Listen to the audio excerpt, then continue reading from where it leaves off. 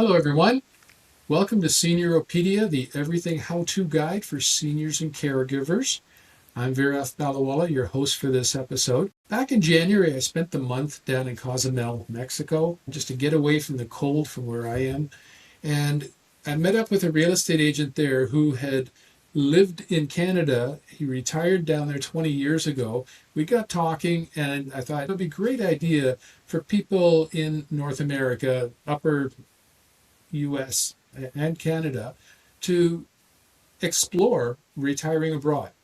And so we talked to him about it, but then I realized there's also other areas of the world that are also great for this sort of retirement. They have very populous expat zones and things like that. Recently, I went to Thailand and Vietnam, met a whole bunch of great people, and one of them has actually joined us on this show here. So I'd like to introduce Marty Johnson. We met in Vietnam. He was kind enough to say, yeah, I'll be happy to join in the podcast and talk about my experiences here. So, Marty, welcome to the show. Thank you. Thank you very much. Happy to be here. Looking forward to it. So, maybe you could just start off telling us a little bit about your background and your journey that kind of took you to Vietnam. Sure. I did a lot of traveling previously, all over South America, Central America, Europe, several spots in Asia, and I just fell in love with Southeast Asia. I grew up in the Pacific Northwest, a lot of years in Oregon, Washington, Idaho, some time down in California, was a police officer down in California, actually got injured back in the Rodney King time period and ended up doing some different careers, but I could never really do a lot because of my back was bad. And then in 2018, about 3 o'clock in the morning, all of a sudden I had a neurological thing that happened in my brain and caused me to get shocks in my brain.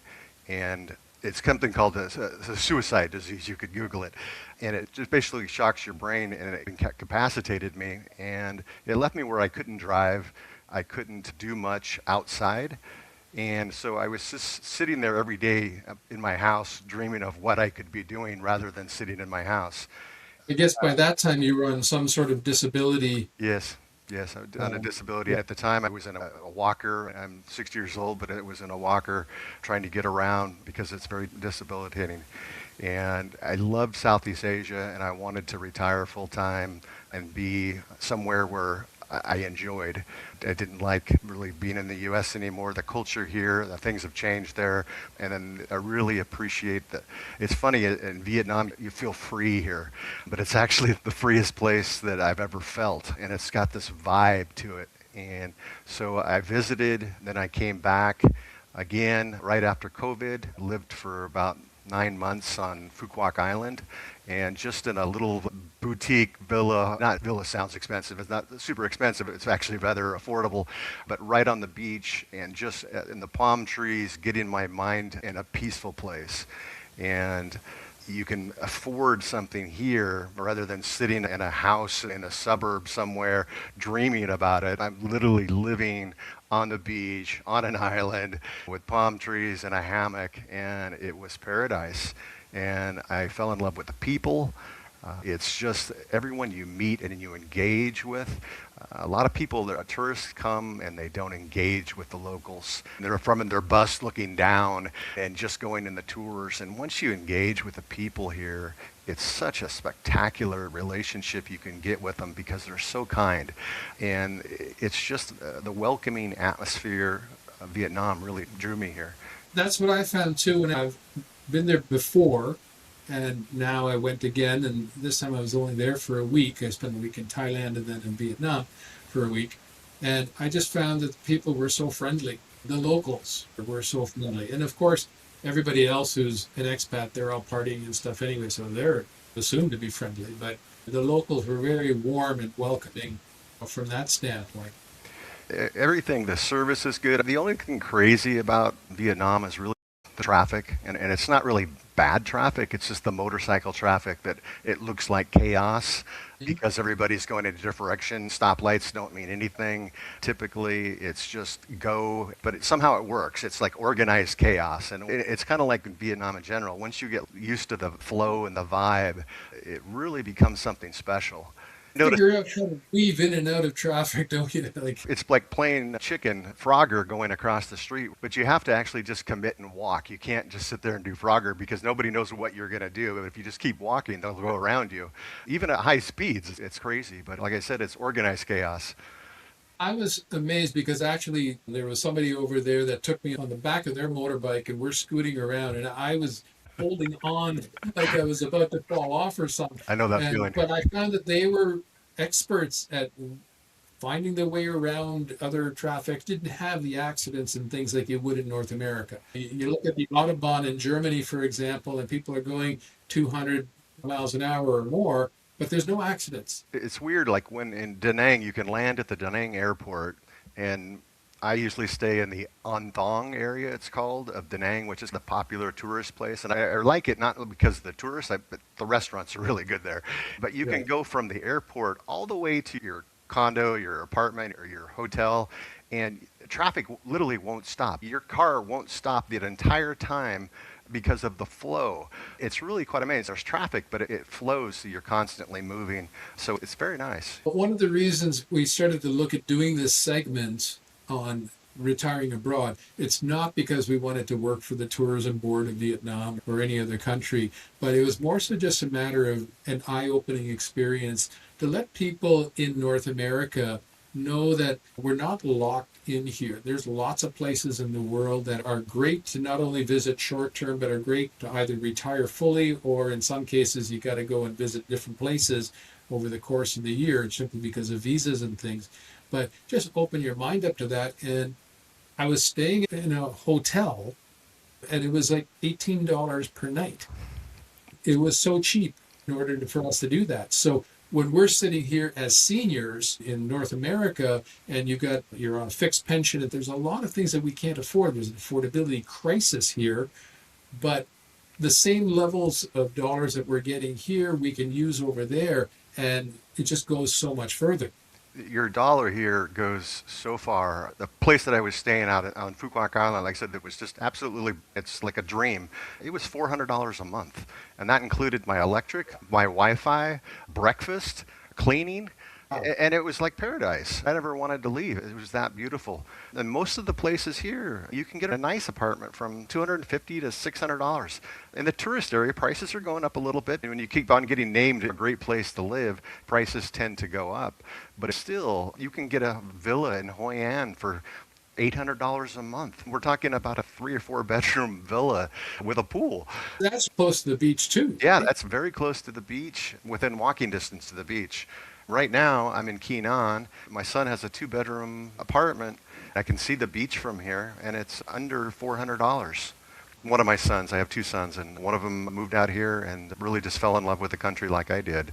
And he decided to stay. So when you go out to breakfast, I go every morning. My first thing I do is I get up, I take a shower, I go out for a walk, and I grab a fresh squeezed orange juice. We're talking fresh squeezed right in front of you.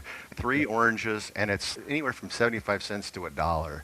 And it's the best orange juice you'll ever have. Yeah, it's coming right off the tree. In fact, I was walking down the street and there's all these tangerine trees. Pull off the tangerine and eat it right there.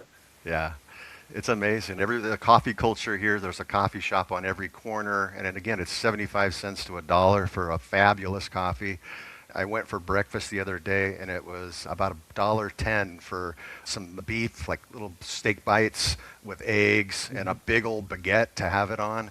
For breakfast, that and my orange juice was under $2. Where do you get that? And it's good. It's not only it's just inexpensive, the quality is good. The people that are there are nice who are serving you. They actually appreciate your business.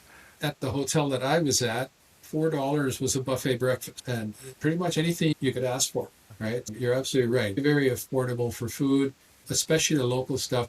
We did find sometimes, though, if you went to more of a North American type of restaurant or something, the prices did go up. But if you were sticking around a more local, more boutique type of places, they were very affordable. Yeah, that's true. Also, An Thong in Da Nang, where I was staying, is probably the most touristy spot in that town.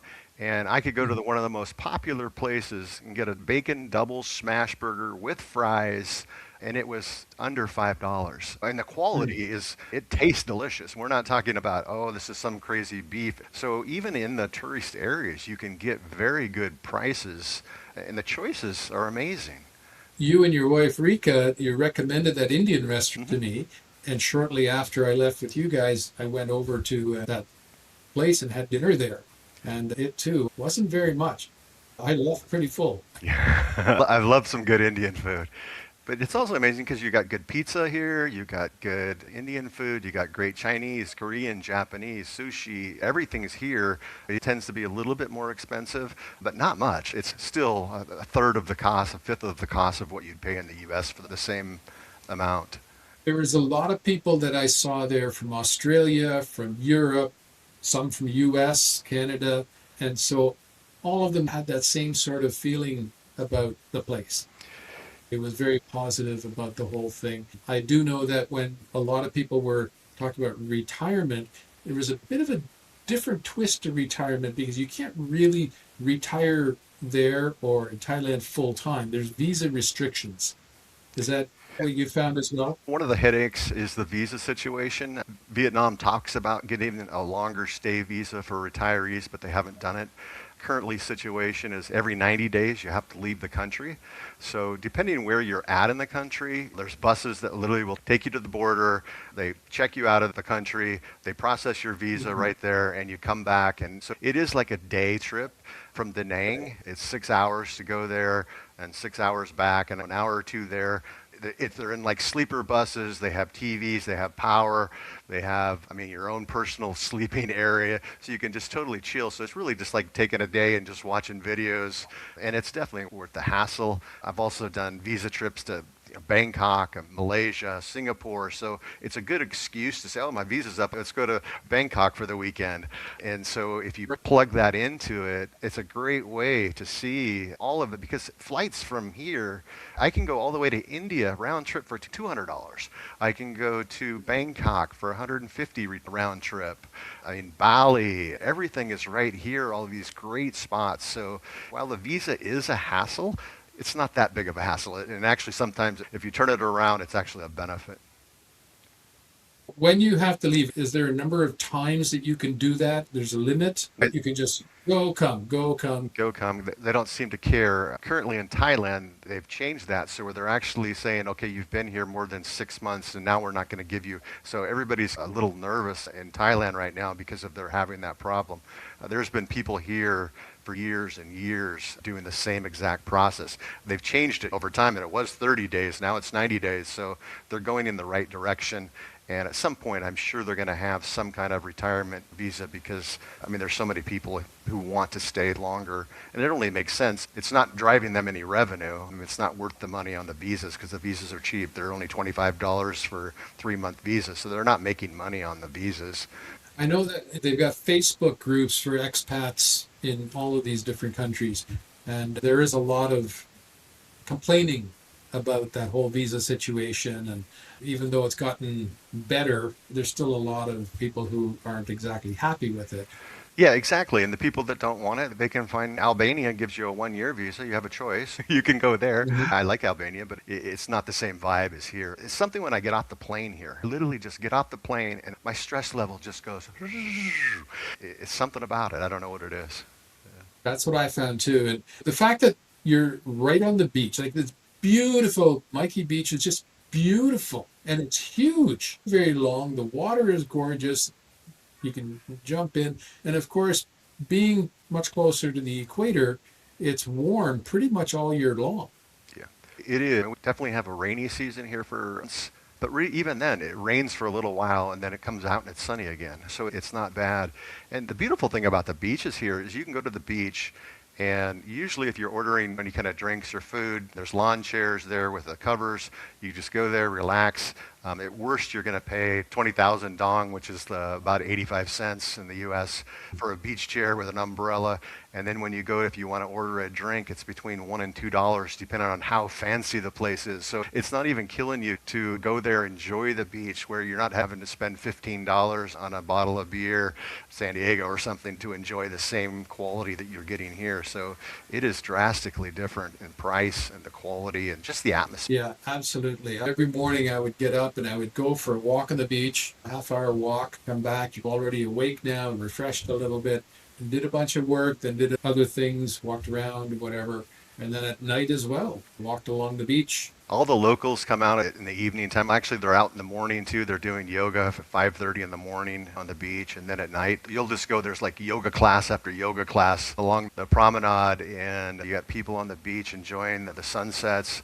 It's really nice. So I can understand why during the rainy season, although you're saying that it just comes and goes on a daily basis, but are there longer stretches that people might consider if I've got to leave at this time of year because it's so hot, because you're close to the equator, maybe at that point going a little bit further north or Yeah, just alone in Vietnam, they have a beautiful town called Dalat, which I spent 6 months at. And it's like the Northwest, to be honest with you. It's like they call it in one of those internal spring cities up in Dalat. It's a higher level. It's up in the mountains. And it's got a beautiful night market. There's lakes all over the place. And the temperature, it's probably high of 80. Nobody has air conditioning and nobody has heaters. It literally stays within that zone. It gets somewhat almost chilly at night, which even during the summer, it'll get down a little bit. So, but it's still such a nice place, and it's where all the fresh vegetables and stuff are grown. You can go up there and just eat like a king on pennies. that sounds like paradise. Yeah. So what about crime? Have you've been down there for what, 3, 4, 5 years now? Yeah, since 22, I moved here. I've never personally experienced any crime. I've left my phone probably half a dozen times at a restaurant or something like that, and they're chasing me down to give me my phone. You could put down a bag along out on the beach. You don't have to worry about somebody stealing your stuff. Even if there is crime here, it's usually a foreigner getting drunk or something like that or out of control, or it's maybe somebody there was a misinterpretation or something like that. But if there's something bad that happens, there are CCTVs around and everybody knows everybody here. And that's the nice thing, is because the culture is so close, everybody's so close, that it's like you're not going to steal from your neighbor. Most people, they know better, they're not going to steal from their neighbor, and everybody feels neighborly here. The crime, I don't know what the statistics are, but you just don't see it. You don't see police. We're in a communist country. I can't see the last time I saw a police officer, other than if it was at a traffic accident, which those are rare. So you don't see very few places. A bank might have a security guard.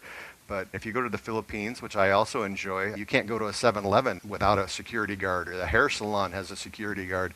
Here, it's just a very different feeling, because, again, it's a freedom thing.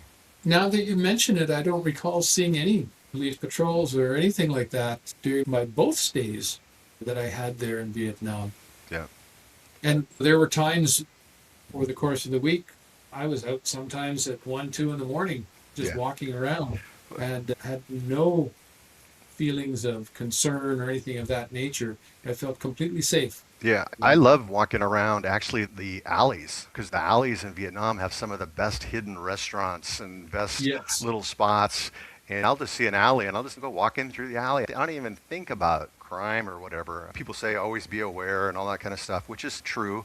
But even late at night, walking down these alleys, and you'll see the lights on different little places, and it's just some little mom and pop place that happens to have a little coffee shop, and they're in their houses upstairs, and then stop in there for a cup of coffee or beer or whatever, just to say hello. And it's just one of the great experiences actually is walking alleys here in Vietnam. The first time I went down there, I saw several of these alleys, and some of them were really tiny, but you have to shuffle through them. And then at the end of the alley, there was like a big restaurant there, and the only way you can get in there by going through this alley. Yeah, it's different, but it's a really great way to explore the local neighborhoods. Yeah, for sure. With regards to when you started doing this, did you find any sort of issues with like red tape? And we talked a little bit about the visa situation. It was pretty easy to get. You just get them online for $25. And that can go up to 90 days. But did you find any other sort of challenges? Yeah, the biggest challenge really is banking is a challenge. Not just because banking is a challenge, but If all my accounts are still in the US, there's something called Remitly where you can just send money here, or just my ATM card. I use a Schwab card, which is Les Schwab account, which they don't charge any international transaction fees. So that's a great savings. I get about $100 a month, just a rebate from them for all the different international fees. But the problem is, like 3 times I've had my card have some kind of scam thing where you have to call in, and none of it's from here. It's all somebody in the US or someplace, but it's not like a local place took my card and used it. But now I have to get a new card. They'll expedite it over here, but during that period, but also it's like the verification codes, because I gave up my US number, because it's crazy to pay Verizon or AT&T all that money when here you can get a local SIM card for the month. I think I pay $6 a month and I get 5 gig a day, and it's so inexpensive. But really, it's more the verification codes with your different bank accounts that, they go to my son for him to get the text code, and it might be the middle of the night here. So it's more of an inconvenience thing. But that's really the biggest issue that seems to be, okay, it's tax time and now I got to do my taxes, but I can't get some verification code, or it won't authenticate because I'm in Vietnam. Most of the red tape is from the U.S. side of things. It's not the red tape here, because once you're here, you give them your visa when you check in, or your passport, you check into a hotel or apartment. They have it. They just want to check the visa is still good, because they have to report all of the people that come in. But other than that, there's nobody bothering you. If you want to go rent a motorbike for the day or the week, you go up, they take a picture of your passport, you don't even pay a deposit, and it's $4 a day, $4 to $6 a day to rent a motorcycle if you want to go out and explore. It's crazy traffic. Don't do it for a beginner, because it's definitely not for the faint of heart, like you found out. What about gas? Is gas expensive over there? Gas has gone up here. It's probably up 30% since the Iran situation has occurred. I know I've got friends in the Philippines. They said that their prices almost doubled since that has happened. But gas normally is inexpensive, and especially if you're in a motorbike, you can put in $3 and it'll last you the week or something. So it's not expensive, because most of the bikes get very good gas mileage. Even a Grab, which is like an Uber. So you can take an Uber from one side to the town to the other, and the most you're probably going to pay is $5 or $6. Just to go to a local place that might be a mile away, you're paying like $1.20. Grab all the time. Was there, I didn't pay anything. It's like you don't have to have a vehicle here, so you don't have to drive. And that's one thing for seniors. And me, I can't drive. My brain, it doesn't work since I had my 2 brain surgeries, so it doesn't work right. If I try to go over a bridge, I have to close my eyes because I can't. It whacks my system up. It's nice to have the Grab. It's so expensive, so you can get around. If you need any kind of services, a cost for a housekeeper to come in and work all day in your house is maybe $10.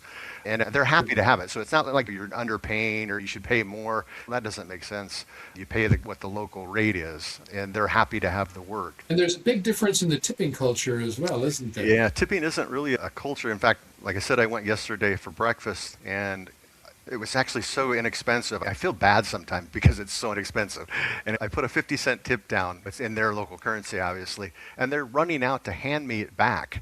And because tipping, especially in the local areas, it's like nobody tips. It's not expected. For most industries, I think some industries, there's still tipping and whatnot that's expected, or requested, I should say. Yeah, pretty rare. Most of the places, if you go into the expat areas, there's probably more of an expectation because they're used to maybe people who tip. But definitely if you go to the local areas, it's just the locals don't tip. Most of the service staff here get what's called a fair wage, so that they don't have to rely on tips. Their tips are included in the price even, which seems crazy, but that's the culture. So anything above that, they're just getting it as a bonus. It's not like they're counting on that as part of their wages. Now, if you're going to be staying there for an extended period, do you have to do local taxes as well? You mentioned taxes in the U.S., but what about taxes in Vietnam? Do you have to do them there? Only if you earn money here. So if you're earning your money here, then you would be subject to some sort of tax. But if your money is coming from Social Security or something like that, some kind of pension, you're on a tourist visa and you're just going to the ATM taking out money. So there's no reporting, there's nothing like that. So there's nothing that they could ever go back on, and it's not expected. It's only if you were here working as a teacher or something. There's a lot of foreigners who come here to teach English. They would be subject to a local tax. but not if you're here So, retirement or on vacation or anything like that. Even if you've been here and most of it's going to be taken out at the time through your employer. So it's not like you even have an expectation to file. because I know in the US, if you're there for more than 6 months or so per year, Yeah, you have to get your social security number. You have to file taxes there. I'm not sure about that. I've never had an issue, so I can only go off my own thing. I know that from the standpoint, if you're over here for 330 days or more working, you get like 125,000 tax-free from the U.S.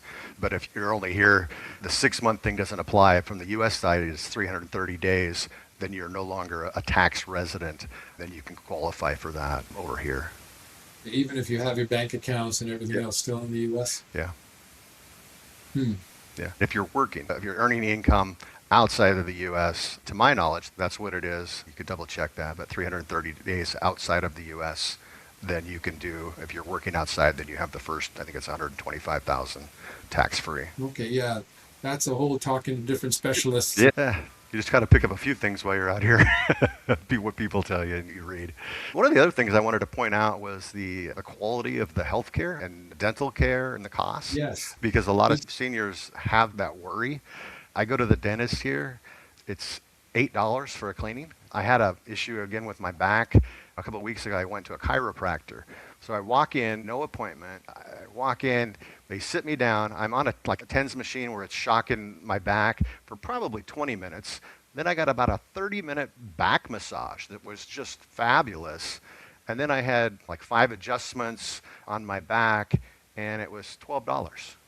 I don't know what that would cost in the U.S. with the massage and all the machinery and stuff, but it was very nice. Healthcare here, they have quality hospitals. If you get in the outer areas, there's obviously not the big hospitals, but if you're in Da Nang, the majors, Hanoi, Ho Chi Minh, all of those have major hospitals, and the service you get, you're not sitting in there for hours and hours in the emergency room. You walk up and you're taken care of.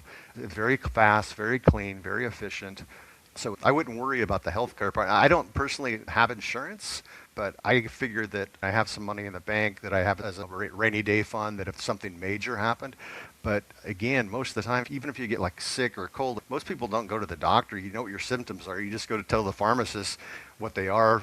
They'll give you antibiotics for whatever you need, and they'll take care of you. So you don't even have to go to the doctor unless it's something that you don't know what it is or something serious, like you got some kind of accident or something. Then you could do that. But most of the people, even with my head condition, I go in and get recent scans and stuff. I think I had an MRI a year ago or so, and I want to say it was under $100 for an MRI with contrast. So the medical costs here aren't that high. Some people get some Blue Cross or something like that, which I would recommend, even though I don't follow my own recommendations, but it's inexpensive here. I want to say probably $800 to $1,200 you can get a good policy for a major accident. And that includes like a helicopter service to fly you out if you were somewhere remote. So international insurance is very cost efficient compared to what you're Would going to that pay. be from, They'll even fly you to like Bangkok or something, which has, no offense to the U.S., but has way better hospitals than the U.S. does. is it an insurance company from Vietnam that would provide you with that sort of policy? Blue Cross has a plan here. And there's also like it's a company called Safety Wing. They have a great policy. And it's not just Vietnam. If you travel to Thailand, you travel outside, it's for really any place other than if you're going to be in the U.S. You can't be more than 2 or 3 weeks in the U.S. because they don't want to cover you if something happens. Unfortunately, the costs in the U.S. and Canada's different because they have their own system. But in the U.S. has become so absurdly expensive that you're paying more for your insurance there than I'm paying for my condo rental. If they're not a resident in Canada, then you don't really qualify for the type of stuff. But there's lots of times, like if I wanted to get an MRI done, it would be at least 6 months, and that's through doctor referral only. Yeah. Now here you just go in and say, I want an MRI, and then they'll read it for you and tell you what's up. You don't even have to, literally don't even have to make an appointment. You just walk in and say, this is what I'd like, and they, okay. And it's very quick, very efficient. They do it there. Why can't they do it here? Yeah, I don't know. Especially at those sort of rates. Exactly. Yeah, and you don't have to pay. You don't have to go see your doctor to get a referral to the specialist who then sends you to the x-ray place. And then you got to go back to the doctor. Literally, you go in there, they read it. The next day you have your results, and it's that simple. Because I think that is one of the major things that holds people back from doing this sort of trip. They're afraid. What happens if something major happens? I'm not covered. I got to get extra insurance. It's the fear factor that I'm hoping that these 3 or 4 segments that we do for different areas of the world will help ease that burden of thought for many of our audience. And so they can see that, oh, you know what? This isn't such a big leap of faith or a big risk. Yeah, I could do it. Here's all these other people that have done it. They've done it successfully. Then I can do it as well. That's the purpose of this session and the other sessions that I'm hoping to do for other countries as well. Just a couple other countries to get the general feel of what retiring abroad could look like for different people in different places. Yeah, I would definitely not hold back for the healthcare situation. If that's your worry, you literally could get a full-time healthcare person in your home. If you had some serious health issues where you're worried about it here, you can get somebody, a live-in person, a caregiver, for $300-400 a month. You're going to help feed them and buy their necessities, but how could you do that in the U.S. and have a full-time person helping you, running to get your And they'll cook. groceries? They'll cook, they'll run and get your groceries. It's a different place. Once you get past that mindset, and for me, it was literally getting rid of the house, getting rid of the cars. I literally have one box of stuff at someone's house. That's all I have, other than I have a luggage I check, one carry-on. That's my possessions. So it's a very freeing thing once you get to that point that at any given day, tomorrow I might say, I'm bored, I want to go someplace else. And so for me, I don't do like, oh, this is my base, I have some place that I pay for 12 months. I'm more of a slow traveler. Again, I'll spend time in Da Nang, eat all the great foreign restaurants, and then I'll go up to the mountains for a couple of months in Dalat, where it's very nice and cool. Then I'll come down and maybe go to Bangkok for a couple of weeks, or Hua Hin in Thailand, maybe a couple of weeks in Bali, and say, okay, let's just come back here. And so there's nothing holding me anywhere, which is very liberating. And that sounds amazing, but it also sounds like you don't really set any sort of roots. Like you wouldn't buy a place in Da Nang. You've got a nomadic sort of lifestyle. At some point, I may change my mind. Currently, I've thought about buying a condo here in the town my son's living at, because it's very up. It's like Da Nang 10 years ago or 20 years ago. They're starting to build high rises and that sort of stuff. And from an investment standpoint, the real estate sector here, you can actually do very well in if your timing is correct. But you can't own the land, so condos you can buy, but on the land, it's a more difficult situation unless you're married to a local person.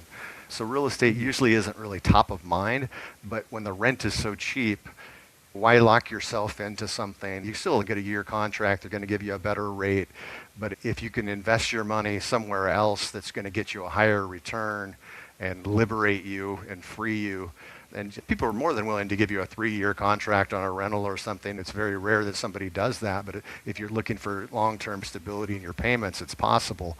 But it's not really the culture for tourists or expats to buy too much over here. It's the exception, probably, rather than the rule. I guess it all depends on how much of your stuff you want, whether you're willing to use other people's things. It's different because when you go into a new condo or something, it's not an empty condo. It's fully furnished, big screen TVs, microwave, all the dishes are there. So you can come in there. The things that I miss is like having my own barbecue, so I can barbecue a steak if I want it or something like that. But I eat out every meal anyways. I think I've cooked once in the last month. And I love to cook, but the food here is so good and it's so inexpensive, it doesn't make sense to buy all the stuff and get all the different food processors and all the toys and gadgets that we're used to in the U.S. that you buy and then you go, oh, something else looks better, then you sell it at a garage sale the next year, and you keep that stuff rotating. Here, you can actually spend your money on things that are important to you for that day and not necessarily have to worry about, I'm going to lug it around with me. That sounds amazing. I enjoy it. So can you say that, do you have any challenges now? You talked a little bit about some of the challenges before, but just throughout the whole process of going through that retirement, moving there, and even now as you're continuing to stay there, any sort of challenges, if you can go back and tell yourself, hey, watch out for this or do this differently, what would you tell people? God, I have challenges with my own medical conditions. That's my biggest challenge. I live with my head. I live in pain every day, and that's my internal challenge. From an external challenge, It's really, you just got to do it. You just got to set your mindset to go, commit to doing it. It's very liberating, and I don't know, it just gives you a sense of freedom. There's something about it. It's hard to put on word, but I can't really go back. I don't know there's much I've changed, but overall, it's been a wonderful journey, and I'm very happy with where I've been, what I've done. Looking forward to the next stages. I got a trip coming up to the Philippines after that. I'm going to come back, but I don't even know where I'm going to settle yet. I'll figure it out as I get closer to that time, which is only about a month away now, but I'm going to have to figure out. But usually a lot of times it's, 2 days, we got 2 days before we need to move, and it's, okay, where are we going to go? Or what do we want to do? If you can get like that kind of lifestyle, it's fantastic. But a lot of people here, I have a friend here that he's been in the same place 7 years. He's more stable, likes it here, enjoys his place. So there's options. But I like the freedom around here of being able to go to so many different places, especially Southeast Asia here, where everything around you is close and inexpensive. I am so pleased that we were able to meet you and your wife Rika when I was there in Da Nang, and it was a great time that we had chatting and whatnot. And I'm so thankful that you were able to join us today and you were willing to share your experience with our audience. So again, thank you very much for your participation here and your input, and really appreciate it. Thank you, Viraf. It's been a pleasure, and I would highly recommend everybody consider not just Vietnam, but retirement outside of the U.S. I don't know how you can do it there, especially on a fixed budget. And your dollar goes so much more, and there's so much more out there that you should probably try to open up to and make a test run and see what it's like. And there's a lot of people that are in their own little bubble. I remember meeting people in the U.S. They haven't even been out of their state before, and it's like there's a world out there waiting to be explored. Grab a little piece of it. That is one statistic that I know is a very high percentage of Americans don't even have a passport. Yeah. So they can travel within the U.S., but they don't really venture out. And like you said, there's so many beautiful places out there and so many great experiences that you can have. So encouraging everyone to get out and see what else is out there. Yeah, definitely. Especially now, the prices have gone up so high throughout North America, both U.S., Canada. Prices have gone up so high for everything. Highest number of people that are at food banks, trying to feed their families and things like that. Whereas the same amount of money over in places like Vietnam, Thailand can go so much further. Yep, definitely. Highly recommend it. Thanks again very much for joining us. All right. Thank you. All right. See you guys. Bye-bye. Like this episode? Then subscribe, like, share, and most importantly, register for upcoming notifications at SeniorOpedia.com.